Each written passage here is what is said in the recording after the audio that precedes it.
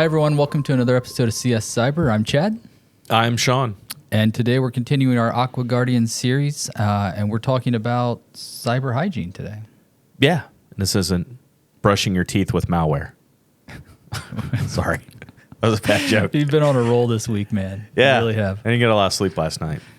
All right. So we'll dive into this a little bit. So some powerful habits that you can, these are basic, but these are powerful habits that you can start with right now.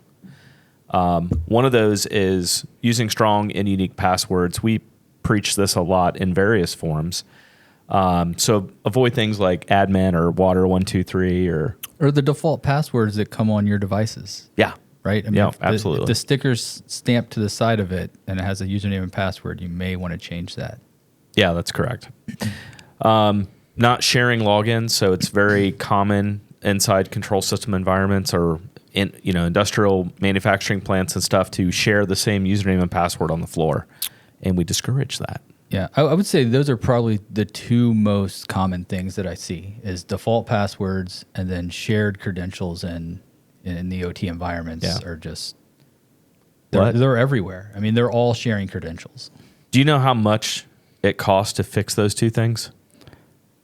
Like no money Zero. involved. There's That's no right. money involved. That's right. It's free, completely free. Yeah.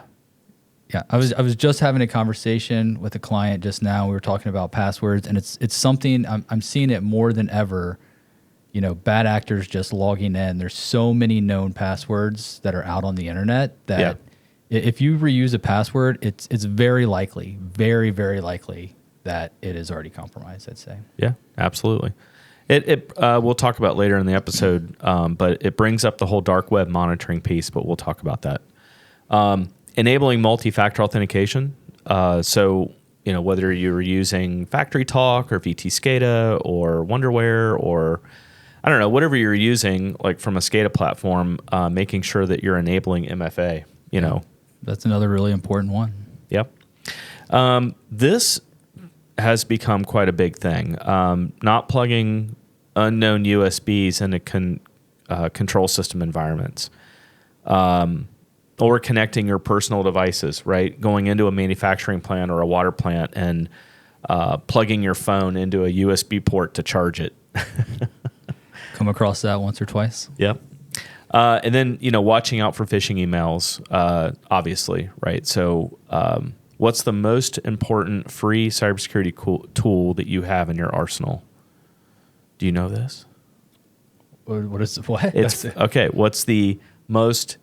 We all have it. We all have this, and it's free, and it's a cybersecurity Spidey Sense tool. Do you know what it is? No. It's your gut. Oh, okay, yeah. If your gut tells you, if you're like, that's your gut. Like your gut is that first, this doesn't look right, this doesn't feel right, this doesn't sound right. Listen to that. It's free. Yeah. If it seems weird, it's probably weird. Yeah. So. And if you're like me and you have a big gut, then, you have just that much more knowledge. That's right. So why don't you walk us through like a real world example of what this looks like? Yeah. I mean, so it could be as easy as just what you talked about, right? I mean, you get that phishing email. There's a lack of training, so someone clicks on that. And the next thing you know, it's taking them to a logon page where they're putting in their credentials, and this is how the passwords get stolen in the first place, right? So it is. Now they have their username and password. Hopefully you have MFA. Many times it's not in place, right? So, and it just snowballs from there. Yeah, one of the most common things we see in the water sector specifically is ransomware. We see ransomware that... and we're going to talk about it in the next episode when we talk about segmentation. But when ransomware gets into the plant itself, what should happen is that it stays in the administrative environment, right? But what ends up happening is it doesn't, and it leaks over into the control system environment, which we talk about in episode 6. So cyber hygiene in the water plant is very important. Yeah, and like you said, those first two things, strong passwords, don't share logons, those are free to implement. You can implement them tomorrow. It's really a cultural change and a mindset change. Yeah. So if you don't do the small stuff right, big problems will definitely show up later. So the next episode, how to actually lock things down without being an IT expert. That should be a good one. Yeah. So all right, that's all we got today. Yep. We'll catch you on the next one. See you next time. See ya.